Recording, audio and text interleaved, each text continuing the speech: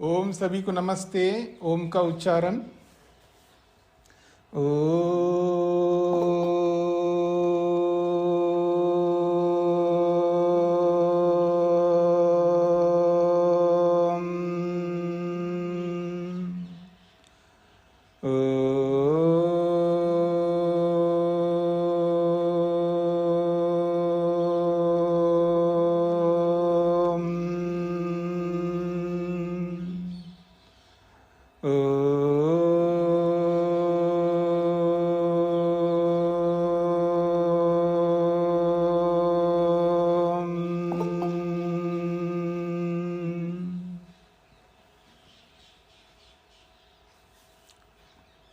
वेदांत दर्शन के द्वितीय अध्याय के चतुर्थ पाद के हमने 5 सूत्र किए हैं। इंद्रियों की चर्चा हो रही है। प्राण शब्द से इंद्रियों को कहा जा रहा है। तो इंद्रियों की इस चर्चा में एक प्रश्न किया था कि ठीक है, हम प्राणों की उत्पत्ति, इंद्रियों की उत्पत्ति आकाश आदि तत्वों से पहले मान लेते हैं, पर प्रश्न ये हमारा कि प्राण यानी इंद्रियां कितनी होती हैं। तो सप्त गतेः विशेषितत्वात् इस सूत्र के माध्यम से 7 होती हैं ऐसा जो बोला गया है, ये बात जो है सिर को ध्यान में रख करके, गोलकों को ध्यान में रख करके कही गई है। इसलिए एक प्रश्न उपस्थित करते उसका समाधान किया जा रहा है यहां पर। हस्तादयस्तु स्थिते अतो नैवम। आपने तो 7 बताई है। हस्तादयस्तु स्थिते, हाथ पांव आदि और भी तो इंद्रियां हैं, उनके रहने पर आपने 7 कैसे कहा है? न एवं, ऐसा मत समझना। वो तो केवल सिर को ध्यान में रख करके हमने बोला है। हम भी स्वीकार करते हैं, हाथ भी है, पांव भी है और भी इंद्रियां हैं, हम लोग भी स्वीकार करते हैं। ये इसका अभिप्राय है। अस्तादयो अपि सन्ति सप्तभ्यो अतिरिक्ता प्राणाः। कहते हैं हाथ पांव आदि भी तो इन 7 इंद्रियों से अतिरिक्त हैं प्राणों के रूप में। जैसे कि हम प्रमाण देते हैं आपको, हस्तौ वै ग्रह, हाथों से ग्रहण करना चाहिए। हस्तौ च आदातव्यम च, जब कुछ लेते हैं तो दोनों हाथों से लो ना आप। ऐसे एक अव्यवहारिक सा लगता है, ऐसे बाएं हाथ आगे करके ले रहे हो आप। कई बार ऐसा होता है ना, किसी बड़ा आदमी आपको, महात्मा या कोई माँ, कोई पिता या कोई बहन या बड़े व्यक्ति जो आपको जब दे रहे हैं, तो ऐसे आप बाएं हाथ ऐसे फैला करके ले रहे हो। ये दोनों हाथों से लो, अगर लेना है थोड़ा सा व्यवस्थित लो, लेना हो तो। एक लोकाचार है, ऐसा है। कुछ आचरण ऐसे होते हैं, कुछ व्यवहार ऐसे होते हैं, लोक में निर्मित होते हैं कि हम नमस्ते करते तो यहाँ के आचार इसी तरह है, यहाँ की परंपरा ऐसे ही है कि दोनों हाथों को जोड़ करके नमस्ते करते हैं। छूते हैं तो दोनों हाथों से पांव छूते हैं। कुछ लेते हैं तो दाएं से लेते हैं अथवा दोनों हाथों से लेते हैं। ऐसे कुछ व्यवहार बनाए गए हैं। ये भी एक सुव्यवस्थित रहने के लिए बनाए गए हैं। ठीक है, सब स्थानों में अलग अलग नियम हो सकते हैं। कहीं हाथ मिलाने का नियम हो सकता है, ठीक है। कहीं कहीं तो जीभ को हिला करके आवाज करते हुए ही स्वागत करते हैं, ठीक है ना। कहीं चूम करके स्वागत करते हैं। ऐसे अलग अलग अपने अपने बनाए हैं। पर एक सामान्य नियम है कि अगर आप कुछ लेते हैं तो उन्होंने एक प्रमाण दिया है कि और भी इंद्रियां हैं। तो अगर आदातव्यम, अगर आप कुछ ले रहे हैं तो अस्तौ च आदातव्यम, आप हाथों से यानी दोनों हाथों से आप ग्रहण करो। अत्र उभयत्र इंद्रिय प्रकरणयोः अस्तादीनां परिगणनं क्रियते। ये हमने जो 2 प्रमाण दिए हैं, इन दोनों स्थलों में इंद्रियों का प्रकरण, यहाँ पर हाथ आदि का परिगणन किया है। तच्च सप्तभ्यो अतिरिक्तम, और ये हाथ जो है ये उन 7 से अलग है। तथा और भी हम प्रमाण दे रहे हैं दश इमे पुरुषे प्राणा आत्मा एकादश। बृहदारण्य का वचन दे रहे हैं, इमे प्राणाः दश पुरुषे, इस शरीर रूपी पुरुष में 10 प्राण हैं और एकादश आत्मा और 11वां आत्मा है। आत्मा से यहाँ मन ले सकते हैं, आत्मा से यहाँ पर कोई भी अंतःकरण ले सकते हैं, क्योंकि मैंने पीछे भी आपको बताया था ना, आत्मा शब्द से शरीर ग्रहण लिया, शरीर भी अर्थ होता है, आत्मा शब्द से इंद्रियां भी होती हैं, आत्मा शब्द से मन भी होता है। आत्मा शब्देन समनस्कम इंद्रियम उच्यते, एक वचन है, आत्मा शब्द से समनस्कम इंद्रियम शरीरम इति उच्यते। तो आत्मा शब्द से मन सहित इंद्रियां और शरीर का ग्रहण होता है, एक वाक्य ये। आत्मा शब्देन समनस्कम इंद्रियम शरीरम च उच्यते। आत्मा शब्द से मन सहित इंद्रियां और शरीर को ग्रहण किया जाता, नहीं, आत्मा शब्द शरीर के लिए भी आता है, आत्मा शब्द इंद्रियों के लिए आता है और आत्मा शब्द मन के लिए भी आता है। तो यहाँ पर आत्मा शब्द मन के लिए आया है। तो कहा इमे दश प्राणाः, ये 10 प्राण हैं, अर्थात ज्ञानेन्द्रियां 5, कर्मेंद्रियां 5 और एकादश आत्मा और 11वां मन है। इन सबको इंद्रियां कहते हैं। यानी इंद्रियां कितनी हैं तो 11 बता सकते हैं आप। एक 5 ज्ञानेन्द्रियां, 5 कर्मेंद्रियां और उभयात्मकम इंद्रियम, मन को भी इंद्रिय बोलते हैं, वो दोनों के साथ जुड़ता है, अंतःकरण के साथ जुड़ता है और बाह्यकरण के साथ भी जुड़ता है। अर्थात ज्ञानेन्द्रियां कर्मेंद्रियों के साथ भी मन जुड़ता है और अहंकार बुद्धि के साथ, महतत्व के साथ भी जुड़ता है मन, इसलिए उसको उभय इंद्रियम कहते हैं। मन को भी इंद्रिय शब्द से बोला जाता है, इसलिए 11 इंद्रियां हैं या 11 प्राण हैं, ऐसा बोल सकते। इसलिए कह रहे हैं इमे दश प्राणाः, ये 10 तो ज्ञानेन्द्रिय कर्मेंद्रिय रूपी प्राण है, पुरुष है, पुरुष शब्द यहाँ शरीरवाची है। इस शरीर में 10 प्राण हैं और 11वां एक मन है, अर्थात 11 इंद्रियां हैं, इसका यह अर्थ है। आत्मा शब्देन अत्र अंतःकरणम परिगृह्यते, आत्मा शब्द से यहाँ अंतःकरणस्थ जो मन है उसका ग्रहण किया जाता है, यह पूरा अंतःकरण को ही ग्रहण किया जाता है। करणाधिकरणात्, क्योंकि करण का साधन का यहाँ अधिकार होने से यहाँ आत्मा शब्द संपूर्ण अंतःकरण को लिया जाएगा। अंतःकरण का मतलब तीनों ले सकते आप, महतत्व रूपी बुद्धि, अहंकार और मन। इति च शांकर भाष्यम, और शंकराचार्य ने भी ऐसा ही माना है कि आत्मा शब्द अंतःकरण के लिए आया है, अर्थात मन के लिए, बुद्धि के लिए, अहंकार के लिए भी आत्मा शब्द का प्रयोग होता है। तम उत्क्रामंतम प्राणो अनुत्क्रामति, प्राणम अनुत्क्रामंतम च सर्वे प्राणा अनुत्क्रामंति। कहते हैं तम उत्क्रांतम, उस आत्मा को निकलते हुए को देख करके, प्राण अनुत्क्रामति, प्राण निकलने लगता है। यहाँ प्राण से मुख्य प्राण को लिया जा रहा है। और प्राणम अनुत्क्रामंतम, और प्राण को निकलते हुए देख करके सर्वे प्राण, बाकी सभी प्राण, अपान व्यान उदान समान आदि जो 9 प्राण बचे वो, और ये 10 इंद्रियां और अहंकार महतत्व बुद्धि सब के सब, सभी के सब वो भी निकलने लगते हैं। आत्मा को निकलते हुए को देख करके प्राण भी निकलने लगता है, प्राण को निकलते हुए देख करके बाकी समस्त प्राण, समस्त इंद्रियां, समस्त साधन जो है वो भी निकलने लगते हैं। एवं पंच ज्ञानेन्द्रियाणि पंच कर्मेन्द्रियाणि च 10 एकादशम अंतःकरणम इति एकादश प्राणः। तो ये जो एकादश संख्या को पूरा जो कर रहे हैं वो 5 ज्ञानेन्द्रियों से, 5 कर्मेंद्रियों से, और एकादशवां जो 11वां है वो अंतःकरण है। इस प्रकार से एकादश प्राण, 11 प्राण होते हैं।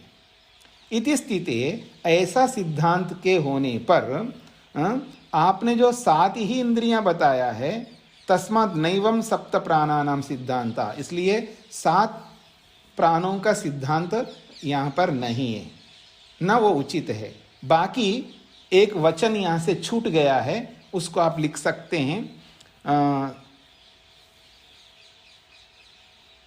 सप्त एव प्राण इति न, ऐसा आप लिखिएगा। सप्त एव प्राण इति न, छूट गए का मतलब है मैंने अपनी ओर से ये वाक्य बनाया है हिंदी को देख करके, क्योंकि ब्रह्ममुनि जी ने स्वयं इस वेदांत का हिंदी अनुवाद किया है। उस हिंदी अनुवाद में लिखा है वचन जो संस्कृत में नहीं है, तो उस हिंदी को देख करके मैंने उसका अनुवाद संस्कृत में कर दिया है। सप्त एव प्राण इति न, सप्त एव प्राणा इति न, इदं सप्त कथनं तु, इदं सप्त कथनं तु,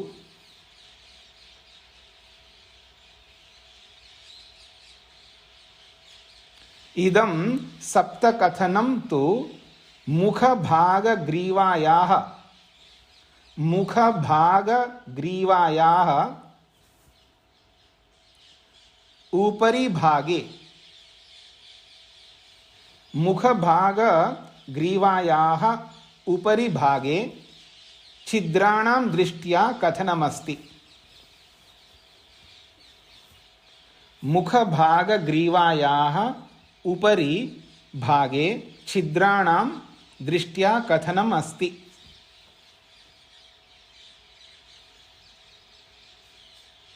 फिर बोलता हूं मैं, सप्त एव प्राणा इति न, प्राणा में दीर्घ आकार है, विसर्ग लुप्त हो रहा है यहाँ पर, तो विसर्ग नहीं लिखना इति के कारण से। सप्त एव प्राणा इति न, इदं सप्त कथनं तु, इदं सप्त कथनं तु मुख भाग ग्रीवायाः, मुख भाग ग्रीवायाः विसर्ग ऊपरी भागे, ऊपरी भागे छिद्राणां दृष्ट्या कथनमस्ति। कहते हैं सप्त एव प्राण इति न, सात ही प्राण है ऐसा नहीं है। इदम सप्त कथनम तो, ये तो सात प्राणों का कथन तो मुख भाग, ग्रीवा के ऊपर जो मुख का भाग है, उस मुख के भाग में जो छिद्र हैं उन छिद्रों की दृष्टि से कथन किया है। अर्थात सात छिद्र बताए ना यहाँ पर, दो कान के, दो आंख के, दो नाक के और एक मुख के। तो ग्रीवा के ऊपर जो सिर है उसके अंदर ये सात छिद्र हैं, उनको ध्यान में रख करके सप्त बताया है। वास्तव में सात ही प्राण नहीं है, हम भी मानते हैं सारे प्राणों को, अर्थात सभी इंद्रियों को हम लोग भी स्वीकार करते हैं, ये इसका अभिप्राय है। आज तो आपके किसी का चेहरा ही नहीं दिखाई दे रहा, क्या बात है?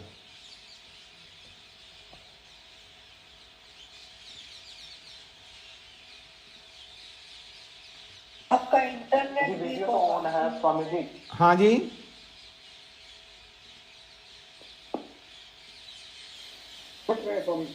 ठीक है, किसी का चेहरा आज नहीं दिखाई दे रहा, ठीक है। हमें तो सर में सब दिख रहे हैं। जी जी जी, तो आइए सूत्र का अर्थ लिखिएगा। हाथ पांव आदि इंद्रियों के होने पर, हाथ पांव आदि, पांच का अर्थ हो, सूत्र पांच का अर्थ हो गया है क्या? बीच में मत बोलिए, मेरे को पूरा बोलने दीजिएगा। पांचवा सूत्र तो कल पूरा हो गया, सूत्रार्थ भी हो गया। हाथ पांव आदि इंद्रियों के होने पर,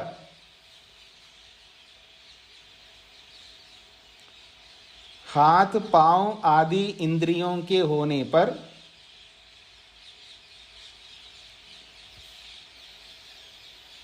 सात इंद्रियां ही नहीं हैं।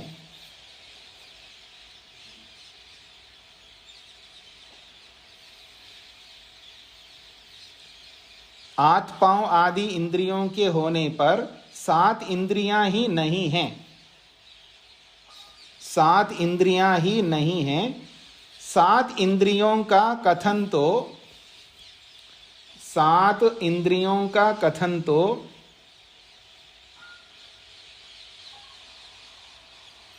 सात इंद्रियों का कथन तो सिर के छिद्रों को ध्यान में रखकर 7 इंद्रियों का कथन तो सिर में स्थित छिद्रों को ध्यान में रखकर, सिर में स्थित छिद्रों को ध्यान में रखकर वर्णन किया गया है। सिर में स्थित छिद्रों को ध्यान में रखकर वर्णन किया गया है।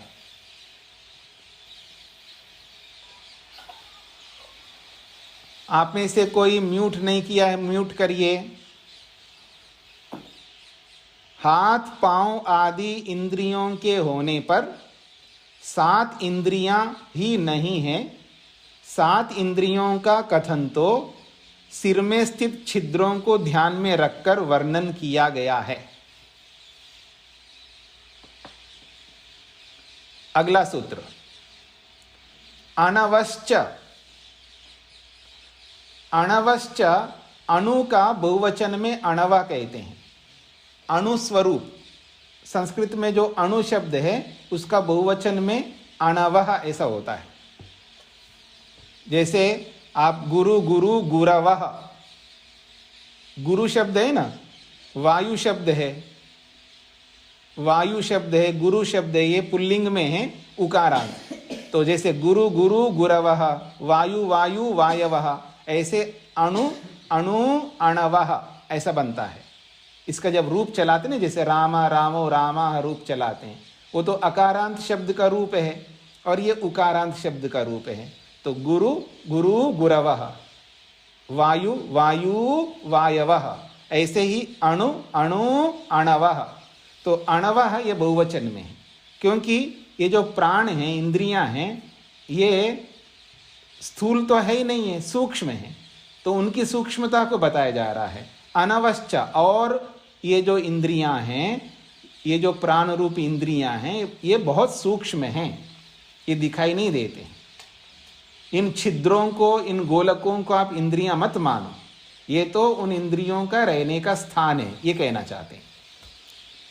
अथच ते इमे प्राणा अणवः सूक्ष्मा सन्ति। कहते हैं और एक बात ये है, ते इमे प्राणा, वे ये जो प्राण हैं ये अणवा अर्थात सूक्ष्म हैं। कथम एवं उच्यते स्थूलास्तु प्रत्यक्षम उपलभ्यन्ते चक्षुरादय। एक प्रश्न उपस्थित करके समाधान कर दें। कथम उच्यते, ये कैसा आप कह रहे हो कि प्राण, ये जो इंद्रियां ये सूक्ष्म है। स्थूलास्तु, ये तो स्थूल है। प्रत्यक्षम उपलभ्यन्ते, प्रत्यक्ष सबको दिखाई दे रहा है। चक्षुरादया, ये आंख है, ये कान है, ये नाक है, ये जीव है, ये तो प्रत्यक्ष दिखाई दे रहा है। आप कह रहे हो सूक्ष्म है। तदर्थमेव इदम उच्यते, इसलिए तो हम उत्तर दे रहे हैं आपको कि ये इंद्रियां स्थूल नहीं है, दिखाई नहीं देती हैं, ये तो सूक्ष्म है, इसलिए तो हम कह रहे हैं अणवः। तदर्थमेव इदम उच्यते, इसी बात को लेकर के ही तो हम प्रश्न करके समाधान कर रहे हैं। कोई ये ना समझे कि इंद्रियां स्थूल दिखाई दे रही है, वही इंद्रियां हैं, ऐसा ना समझे, उसी के लिए हम उत्तर दे रहे हैं यहाँ पर। तो कहते हैं तदर्थम एव इदम उच्यते यत् तेषां गोलकानि दृष्ट्वा जना न मन्येरन् यत् ते स्थूलाः। कहते हैं यत् तेषां गोलकानि दृष्ट्वा, ये जो इंद्रियों के जो गोलक है, गोलक कहते हैं इंद्रियों के रहने का स्थान। तो जो गोलकों को देख कर के लोग, जना लोग न मन्येरन्, ऐसा ना माने कि वो इंद्रियां स्थूल है। गोलकेशु ये खलु तद वृत्ति विषया शक्ति रूपा प्राणा ते न स्थूला किंतु ते तो सूक्ष्मा एव संति इति अवधार्यम। कहते हैं गोलकों में जो वृत्ति विषया, जो वृत्ति के विषय बनता है, अर्थात इंद्रियां जो है वृत्ति बनाती है ना, ज्ञान प्राप्त कराने के लिए वृत्ति बनाती हैं। अर्थात ये जो प्रत्यक्ष वृत्ति इसको कहते हैं, जो हम आंखों से देखते हैं, इसको दर्शन की भाषा में प्रत्यक्ष वृत्ति कहते हैं। वृत्तयः पंचतयः क्लिष्टा क्लिष्टाः, वृत्तियां 5 प्रकार की होती हैं, क्लिष्ट वृत्तियां और अक्लिष्ट वृत्तियां, ये योग दर्शनकार कहते हैं।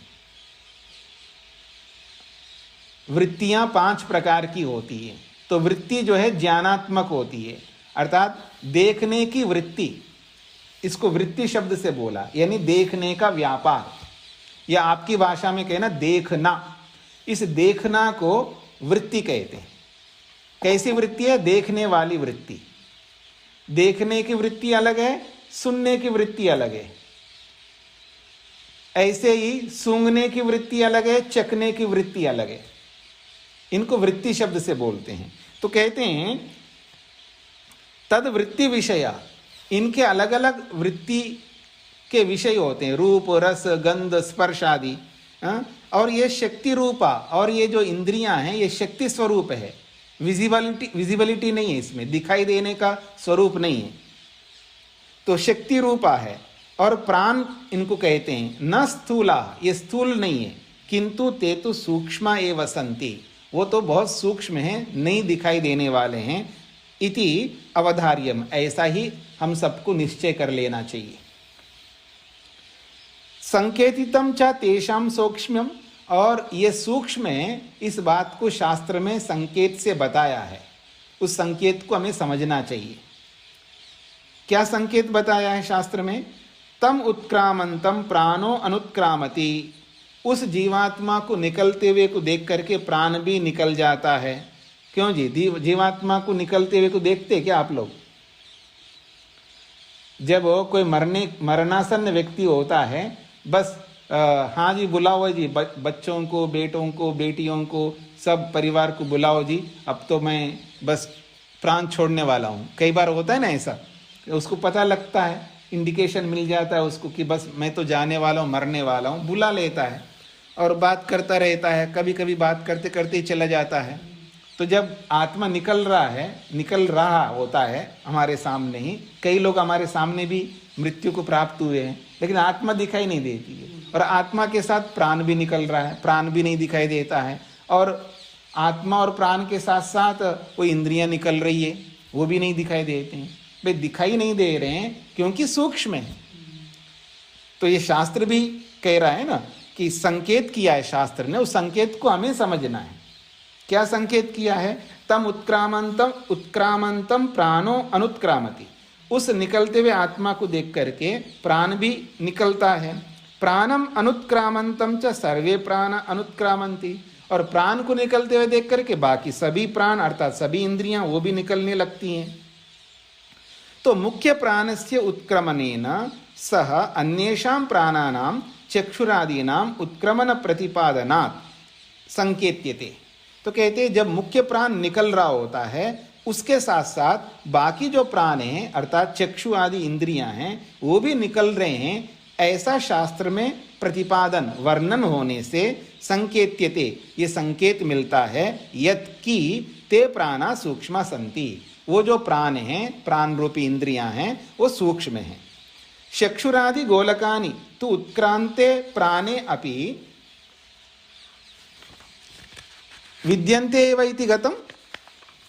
अगर ये दिखाई देने वाले आंख, कान आदि इन्हीं को इंद्रिय अगर आप मानते हैं तो कहते हैं चक्षुरादि गोलकानि तो उत्क्रांते प्राणे अपि, जब प्राण निकल गया है, प्राण के निकलने पर, आत्मा के निकलने पर चक्षुरादि जो गोलक है वो तो विद्यमान रहते ही हैं।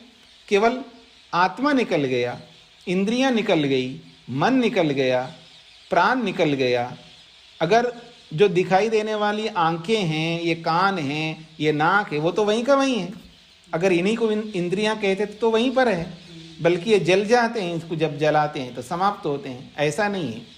उन गोलकों में दिखाई देने वाले ये जो गोलक है यानी इंद्रियों के रहने के स्थान हैं, वो केवल स्थान मात्र हैं। उनके अंदर जो शक्ति स्वरूप है, जो सूक्ष्मता से विराजमान होता है, वो है इंद्रियां, इसलिए वो सूक्ष्म होते हैं, ऐसा ये कहना चाहते हैं। सूत्रार्थ लिखिएगा।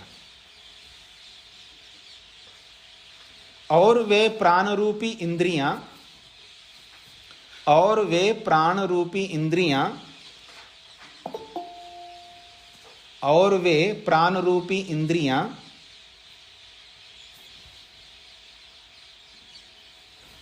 और वे प्राण रूपी इंद्रियां सूक्ष्म हैं, और वे प्राण रूपी इंद्रियां सूक्ष्म हैं, गोलकों के अंदर रहते हुए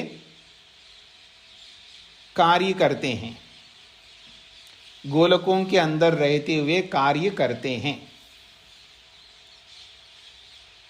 और वे प्राण रूपी इंद्रियां सूक्ष्म हैं, गोलकों के अंदर रहते हुए कार्य करते हैं।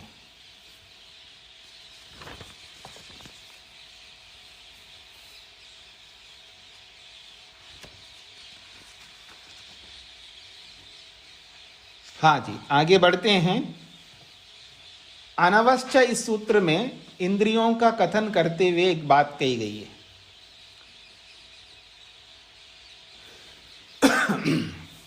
क्या बात कही गई है कि जीवात्मा को निकलते हुए को देख करके प्राण भी निकल रहा होता है और प्राण को निकलते हुए देखते हुए बाकी प्राण निकल रहे होते हैं। तो यहाँ प्राण जो निकल रहा है वो अलग है और बाकी प्राण जो बाद में निकल रहे हैं वो अलग है। तो जो आत्मा को निकलते हुए देख करके जो प्राण निकल रहा है उसी को मुख्य प्राण कहते हैं। वो बिल्कुल अलग वस्तु है। उस मुख्य प्राण को लेकर के अब आगे चर्चा होगी। 8वां सूत्र है श्रेष्ठश्च। और वो जो प्राण है वो श्रेष्ठ है और ज्येष्ठ भी है। जो मुख्य प्राण है सभी प्राणों में वो श्रेष्ठ है, उत्कृष्ट है और ज्येष्ठ है, अर्थात महान है, बड़ा है। सूत्र में जो चकार है ये अपि अर्थ में है, अर्थात और वो प्राण श्रेष्ठ भी है, ऐसा अर्थ निकलेगा। और वह प्राण श्रेष्ठ भी है। तो वह प्राण श्रेष्ठ भी है, तो वह प्राण से सभी इंद्रियों को नहीं लेंगे यहाँ पर, क्योंकि श्रेष्ठ तो एक ही होगा ना, सब श्रेष्ठ नहीं होते हैं। महान, श्रेष्ठ, उत्तम, सर्वोत्कृष्ट एक ही होगा। तो इसलिए उनमें से जो मुख्य प्राण है उसी को लिया जाएगा।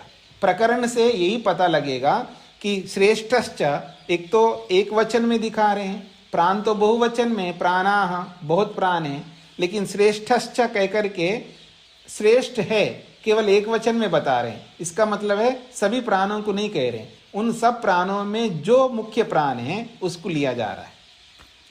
तो कहते हैं श्रेष्ठो ज्येष्ठो मुख्य प्राणो अपि उत्पत्तिमान। जो मुख्य प्राण है वो श्रेष्ठ भी है और ज्येष्ठ भी है और वो भी उत्पन्न होता है, क्योंकि प्रकरण किसका चल रहा है जी? उत्पत्ति का। इंद्रियां भी उत्पन्न होती हैं, प्राण भी उत्पन्न होते हैं, तो उन प्राणों में जो मुख्य प्राण है वो भी उत्पन्न होता है। ये भी बात बतानी है यहाँ पर। तो कह रहे हैं मुख्य प्राण श्रेष्ठ भी है, ज्येष्ठ भी है और उत्पत्तिमान और उत्पन्न होने वाला भी है, अर्थात वो भी उत्पन्न होता है। तथा अनुरपि, और वो सूक्ष्म भी है। प्रश्न कर रहे हैं क सा श्रेष्ठ प्राण, वो श्रेष्ठ प्राण कौन है जी? किसको आप श्रेष्ठ कह रहे हो? क्यों कह रहे हो उसको श्रेष्ठ? हाँ जी, अजीब लगेगा ना। आप सब में से किसी एक को मैं कहूं आप तो बहुत श्रेष्ठ व्यक्ति है, तो बाकियों को कैसे लगेगा जी? हाँ जी, कैसे लगेगा? आप अपने मनोभावों को बता सकते, यानी बोलेंगे नहीं, मैं बोलूंगा आपके मनोभावों को। अरे मेरे को नहीं बोला बाबा जी ने, मेरा नाम लेते तो क्या लगता है, इनको पैसे थोड़े लग रहे थे, मेरे नाम नहीं लिया। तो किसी के मन में ये भाव आएगा, सबके मन में आएगा। कोई अभिव्यक्त करता है, कोई नहीं करता है। दो आदमी मिलने आए मेरे से या आपसे, और उनमें से एक को पकड़े, आप बहुत महान हो जी, बाकी दूसरा व्यक्ति क्या सोचेगा? देखो मेरे को छोड़ रहा है, अच्छा नहीं लगेगा। तो इसलिए ये प्रसंग है क सा श्रेष्ठ प्राण। वो श्रेष्ठ प्राण कौन है जी? उच्यते, बताया जाता है, यह प्राणन क्रियाम विदधाति, यह प्राणन क्रियाम विदधाति यश्च पंचधा आत्मानं विभज्य शरीरे तिष्ठति। जो प्राणन क्रियाम विदधाति, जो लाइफ, जीवन देने का काम करता है। प्राणन क्रियाम विदधाति का मतलब है, प्राणन का मतलब होता है लाइफ, जीवन, जो जीवन क्रिया को देने वाला। हाँ, जीवित है जी, मरा नहीं, अभी आदमी जीवित है। तो ये जो जीवन की क्रिया, जो आपका बोलना, चलना, उठना, बैठना, लेना देना रूपी जो जीवित क्रिया चल रही है, उस जीवित क्रिया को देने वाला होता है वो प्राण, मुख्य प्राण। तो कहते हैं यह प्राणन क्रिया विदधाति, जो लाइफ जीवन को देने का काम करता है और अपने आप को, बहुत वो विशाल हृदय वाला है, अपने आप को पंचधा आत्मानम विभज्य, आत्मानम, आत्मा शब्द दिया अपने आप अर्थ के लिए, अपने आप को 5 प्रकार से विभक्त करके शरीर में विराजमान होता है। अपने आप को उसने विभाग कर दिया, प्राण को अपान कर दिया, अपने आप को अपान, प्राण को अपान कर दिया, उदान किया, समान किया, ऐसे 5 प्रकार से अपने आप को विभाजित किया है मुख्य रूप से। यूं तो 10 रूप में विभाजन करता है वो, देवदत्त, कृकल, धनंजय आदि जो 5 और है ना उपप्राण, तो अपने आप को 10 के रूप में विभाजित करता है, लेकिन प्रसंग मुख्य रूप से 5 का है, इसलिए 5 के लिए बोला जा रहा है। पंचदा आत्मानम विभज्य, वो जो मुख्य प्राण है, आत्मानम अपने आप को 5 प्रकार से विभाग करके शरीरे तिष्ठति, शरीर में रहता है। यस्य विषय खलु उक्तम, जिस मुख्य प्राण के लिए ये बात कही है, तान वरिष्ठ प्राण उवाच मां मोहम आपद्यथा अहम एव एतत् पंचधा आत्मानं प्रविभज्य एतद् बाणम् अवष्टम्भ्य विधारयामि इति। तो कहते हैं तान वरिष्ठ प्राण उवाच, बाकी जो प्राण हैं उन सब प्राणों को वरिष्ठ प्राण, मुख्य प्राण जो है बोलता है, मां मोहम आपद्यथा, मोह में मत पड़ना, अपने आप को बड़ा ऊंचा मत बताना। हर आदमी अपने आप को महान बताता है। एक सर्वे हुआ है, हाँ जी, एक सर्वे हुआ है दुनिया में कितनी बुद्धि है, तो सर्वे करने वाले ने बोला है कि दुनिया में 1.5 बुद्धि है, पूरी बुद्धि मेरी है, बाकी सारी दुनिया की आधी बुद्धि है। ये सर्वे हुआ है, समझ रहे ना आप मेरी बात को? ये लोकोक्ति है, लोक में ऐसा बोला जाता है। और हमेशा आदमी अपने आप को सर्वगुण संपन्न मानता है, सामने वाले को थोड़ा नीचे रखता है। पति जब पत्नी को देखता है ना, तुझे पता नहीं है, तुझे समझ नहीं है, तू रहने दे, तू रहने दे, तुझे पता नहीं है, मतलब उसको हमेशा नीचे आंकता रहता है। अथवा आजकल की जो लेटेस्ट, जो आज के जो मॉडर्न युग में जो पत्नियां होती हैं ना, तो वो भी क्या कहती है, इसको पता नहीं है, आई नो एवरीथिंग, मैं जानता हूँ सब कुछ, इसको कुछ समझ नहीं है, तो वो भी बोलने लग जाती है आजकल, एक दूसरे को बोलते रहते। खैर, बड़ा भाई छोटे भाई को बोलता है, देवरानी जेठानी आपस में, जेठानी समझते इसको अभी नहीं है, इसको पता नहीं है, मेरे को सब कुछ पता है, ठीक है ना।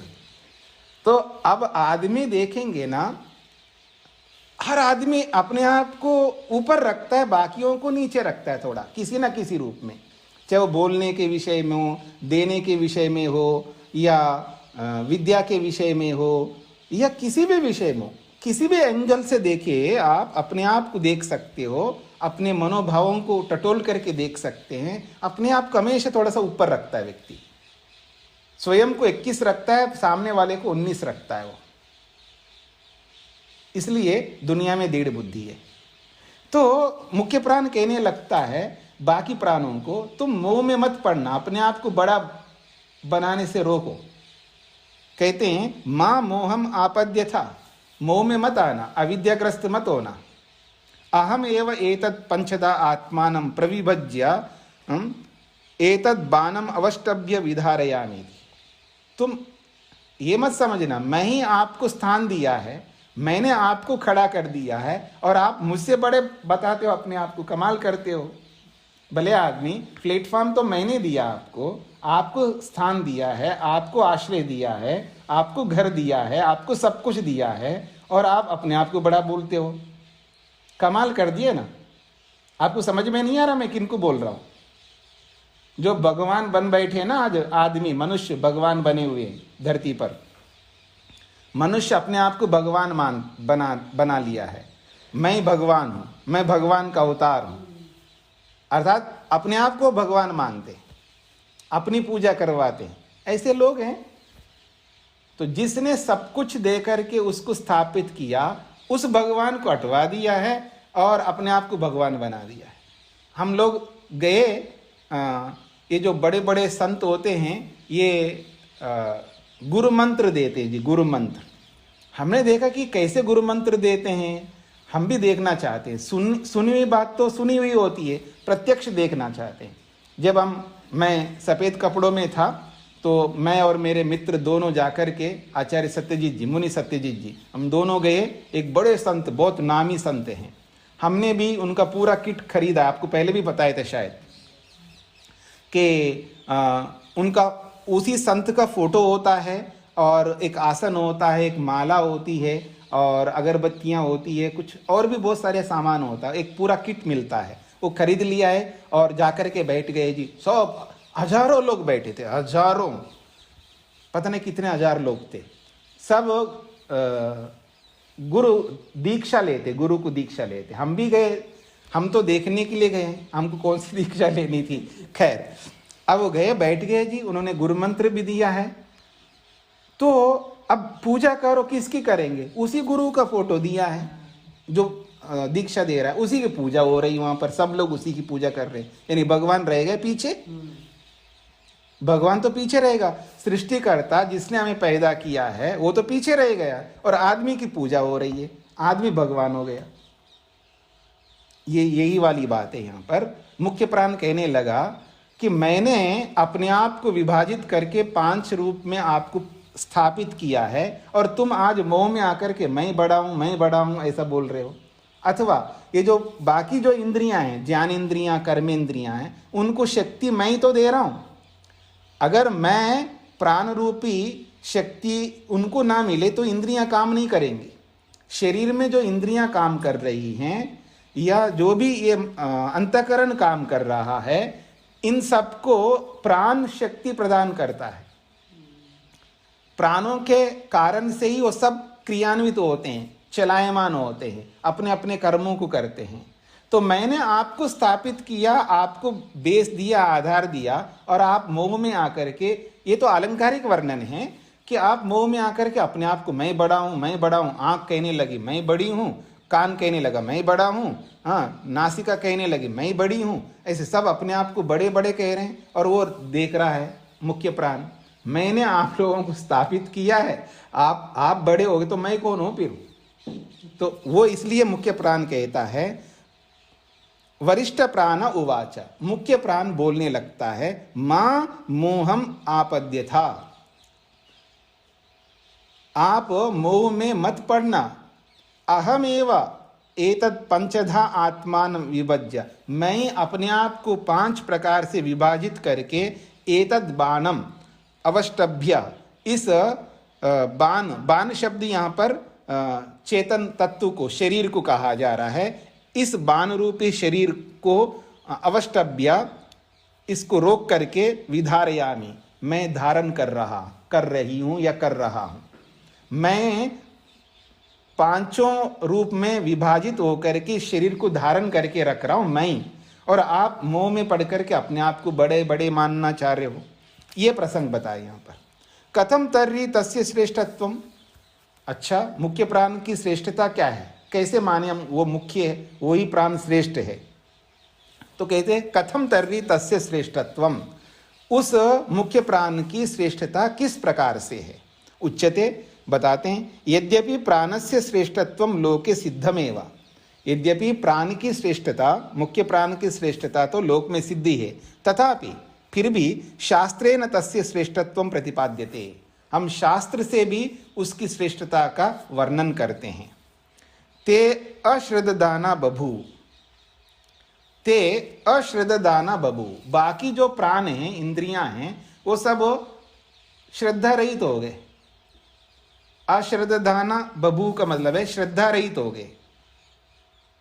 सो अभिमानाद ऊर्ध्वम उत्क्रमतः इव तस्मिन् उत्क्रामति अथ इतरे सर्वे एव उत्क्रामन्ते, तस्मिश्च प्रतिष्ठमाने सर्वे एव प्रतिष्ठन्ते, ते प्रीता प्राणं स्तुवन्ति या ते तनुर्वाची प्रतिष्ठिता या श्रोत्रे या च चक्षुषी या च मनसी संतता शिवाम ताम कुरु माँ उत्क्रमी। ये लंबा चौड़ा प्रकरण है प्रश्नोपनिषद का। तो कहा जा रहा है कि शास्त्र ते प्रतिपादित कर रहे हैं ते अश्रद्धाना बभू। इससे पहले लंबा चौड़ा प्रकरण है कि तुमको समझ में नहीं आ रहा है तो ठीक है, अपने आप को बड़ा मान रहे हो, एक काम करो, शरीर से निकल जाओ 1 साल के लिए, फिर 1 साल के बाद आ जाना, पता लगेगा कि आपका बड़प्पन कितना है। ऐसा करके वो प्रसंग चलाया है। एक एक करके इंद्रियां निकल के जाती हैं और फिर 1 साल के बाद लौट करके आती हैं। तो उनके बिना आराम से काम चल रहा था, तो उसका जो प्रधानत्व, उसकी मुख्यता है ना, वो घट जाती है। मैं मुख्य नहीं, मेरे बिना काम चल रहा है तो मेरी क्या औकात है। ठीक है, वो समझ में आ जाता है व्यक्ति को, मेरा क्या स्थान है उसको समझ में आ गया। तो उस प्रसंग को बताया गया, सब एक एक करके चले जाते हैं, तब जा करके ते अश्रद्धाना बबू। वो फिर जो बड़प्पन के प्रति, अपने बड़प्पन के प्रति श्रद्धा रख रही थे कि मैं बड़ा हूं, क्योंकि अपने आप पर श्रद्धा बहुत रखता है व्यक्ति, दूसरों के ऊपर नहीं रखता। वो आप देखेंगे ना लोक में, अपने आप को जब बड़ा मानता है, अपने आप के, देखो जी मेरे में बहुत अच्छी आदत है, मैं बहुत दान करता हूँ, मेरे में अच्छी आदत है जी कि मैं रोज हवन करता हूँ, मैं रोज संध्या करता हूँ, मैं ये करता हूँ वो करता हूँ। अपने आप को बहुत अच्छा बताता है व्यक्ति, अपना गुणगान करने में उसको बड़ा आनंद आता है।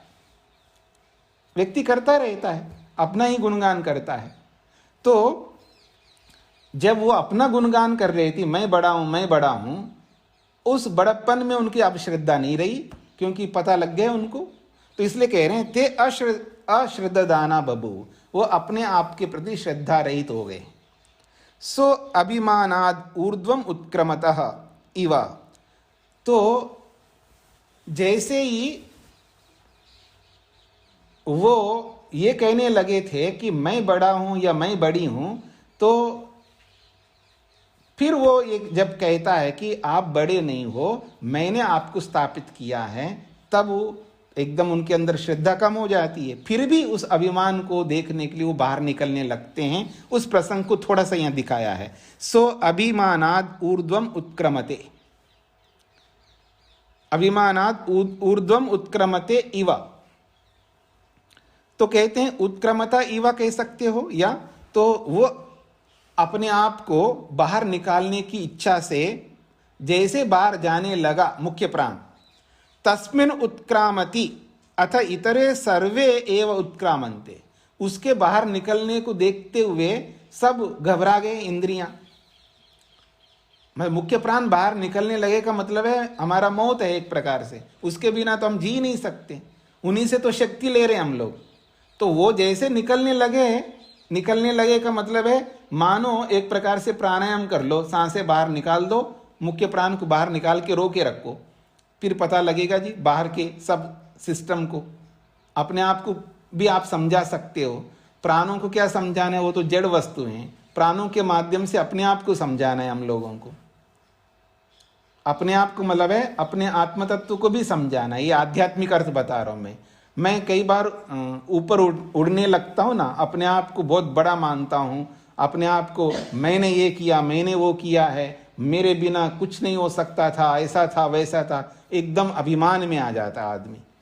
उसको ये समझ में नहीं आ रहा है कि हाथों से किया, पाँव से किया, वाणी से किया, आंखों से किया, कितने साधन है मेरे पास में, इन साधनों के बिना मेरा क्या सामर्थ्य है, मेरा कोई सामर्थ्य नहीं है। लेकिन इन सबको बुलाया और इन सबके पीछे जो ईश्वर है उसको भुला दिया है, और फिर बोल रहा हूं मैंने किया मैंने किया मैंने किया। तो ऐसे व्यक्ति को कैसे समझाया जाए?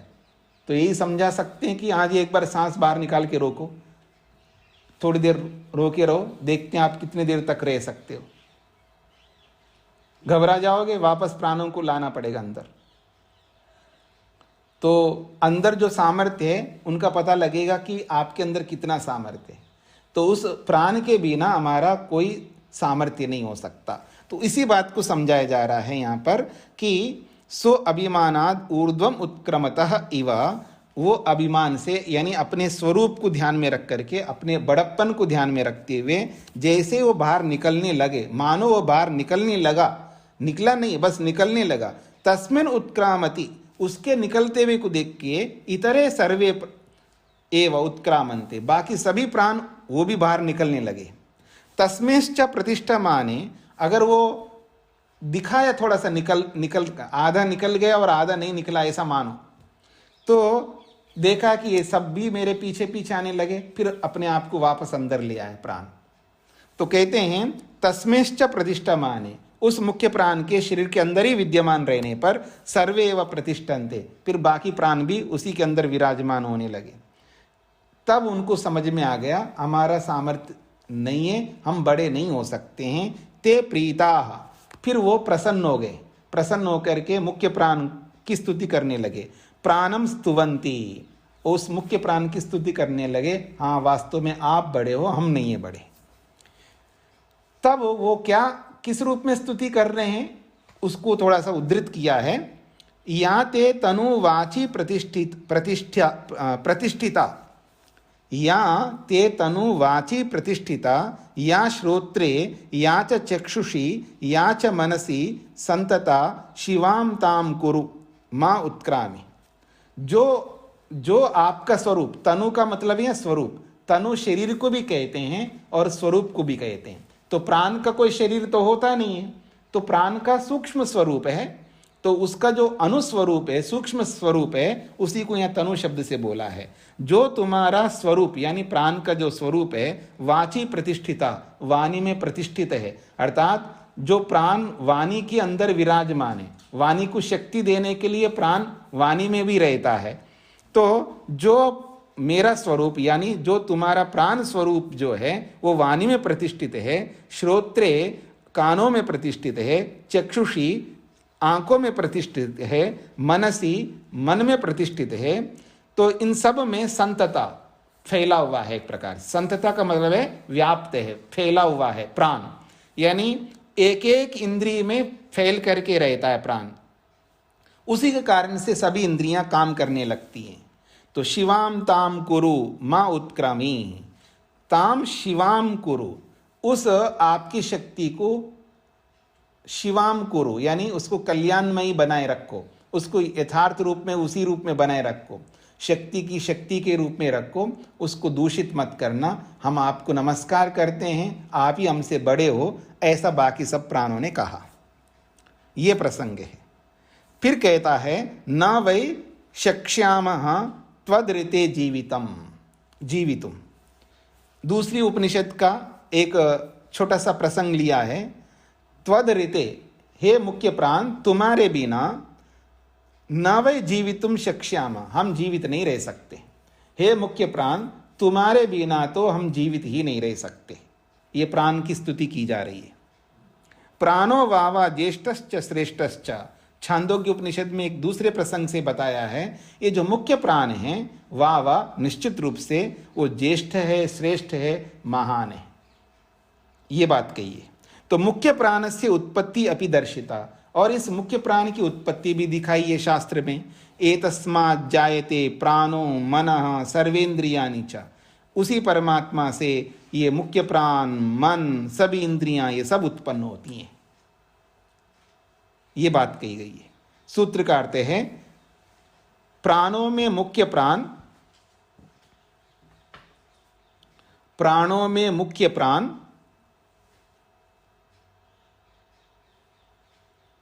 प्राणों में मुख्य प्राण ज्येष्ठ और श्रेष्ठ भी है,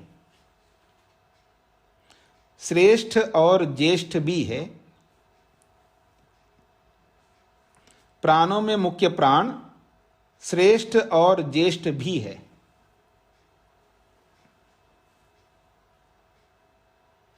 प्राणों में मुख्य प्राण श्रेष्ठ और ज्येष्ठ भी है, बस इतना ही सूत्रार्थ है।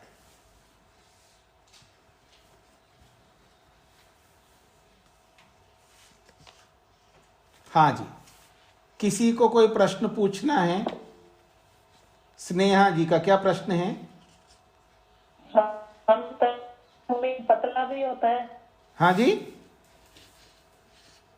तनु तनु मीन्स शरीर बताया। जी। तनु मीन्स पता भी होता है।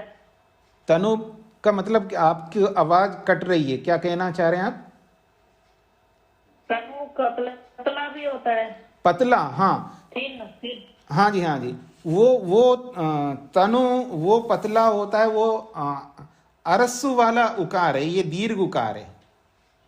वो तनु जो पतला होता है वो जो है वो अरस्सु वाला उकार है। तनु हरस्सु, ये दीर्घ वाला उकार है, तनु। जी। दोनों अलग अलग शब्द वाला है। होता है, पतला वाला जो तनु है, हाँ बोलिए। जो दीर्घ है वो उसका मतलब शरीर। हाँ जी। जी धन्यवाद जी। जी, और किसी कोई प्रश्न है?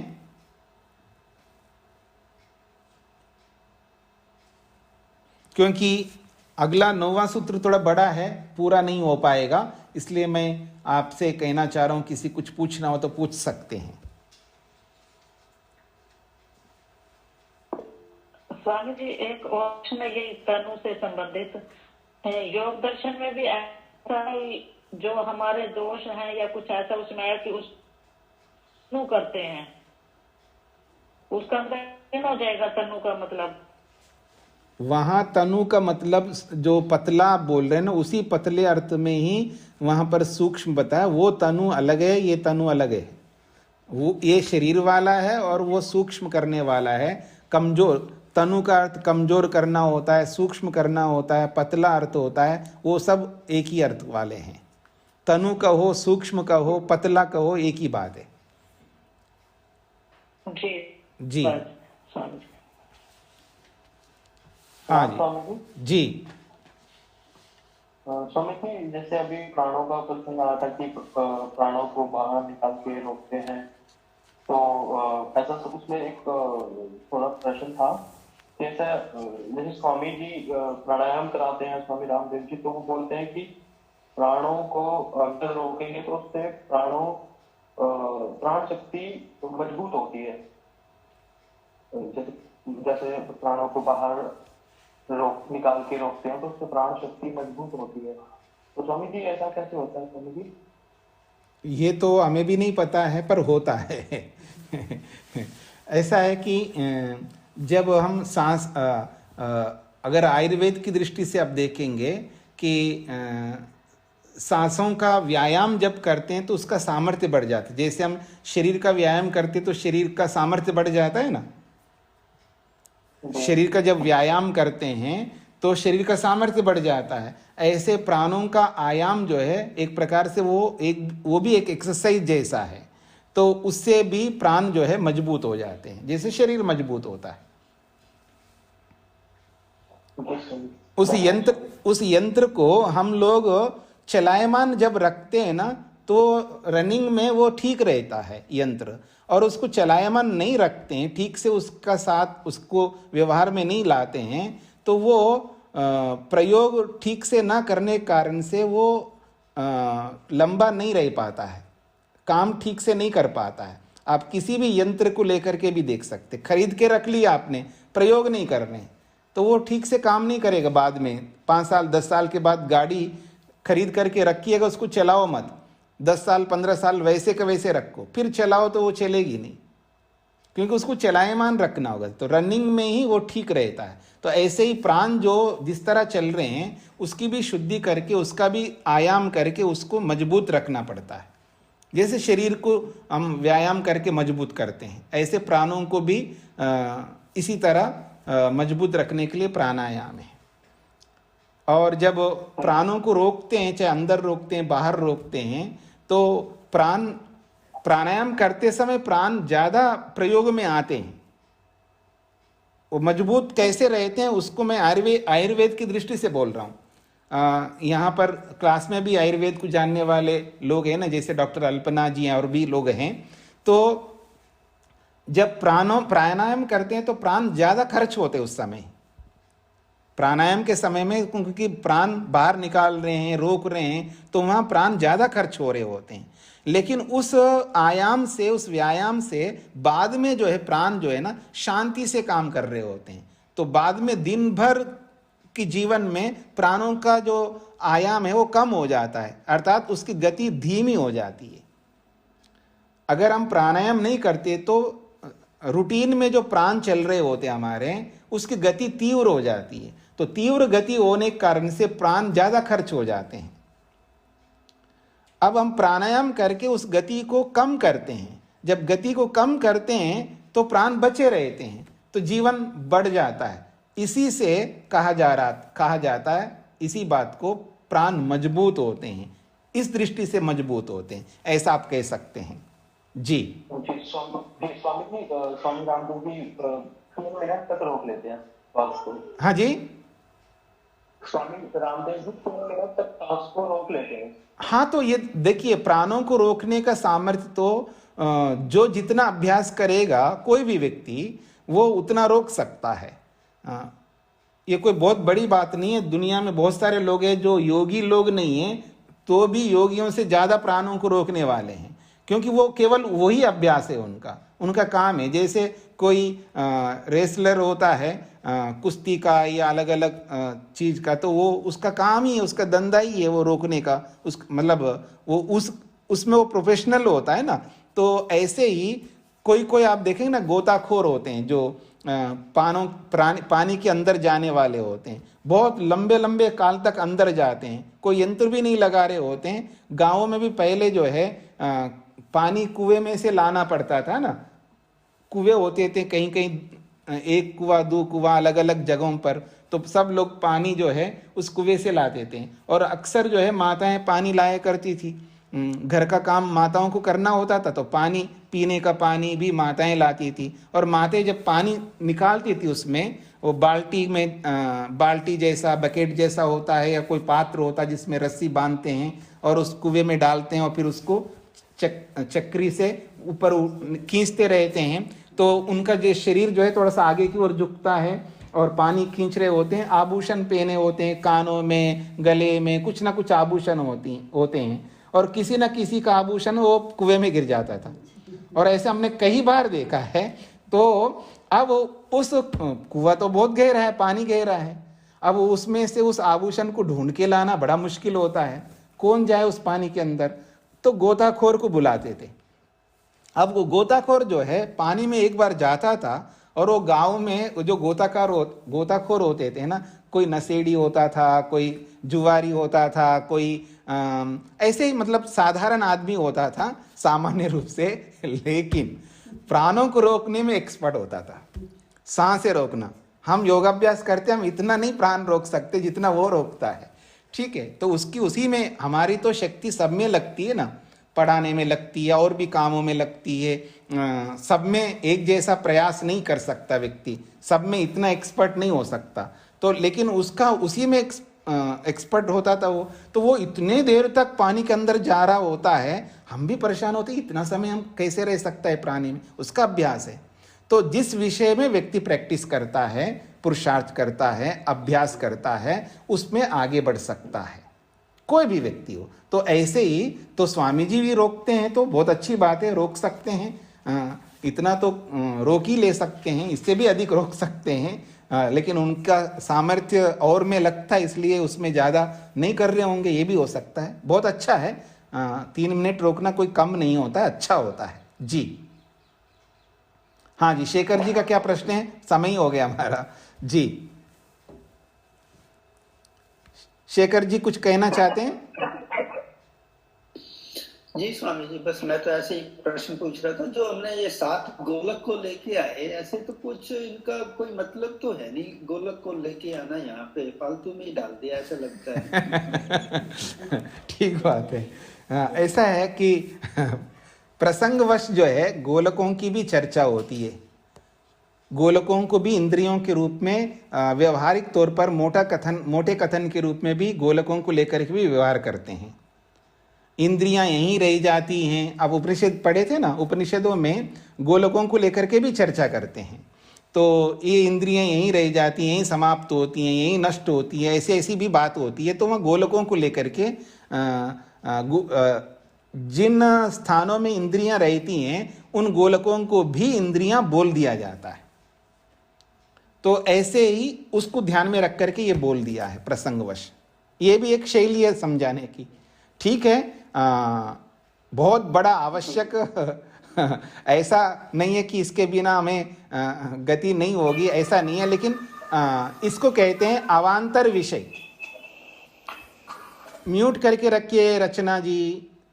अवांतर विषय भी बीच बीच में कुछ ऐसा दे दिया जाता है ताकि विषय थोड़ा विस्तार से उसका भी ज्ञान हो जाए, बस इतना है, कोई विशेष बात नहीं है। बिल्कुल आपकी सही बात है, कोई बहुत विशेष कथन करने की दृष्टि से नहीं है, बस केवल विषय के अंतर्गत उपविषय मान करके दे दिया है जी।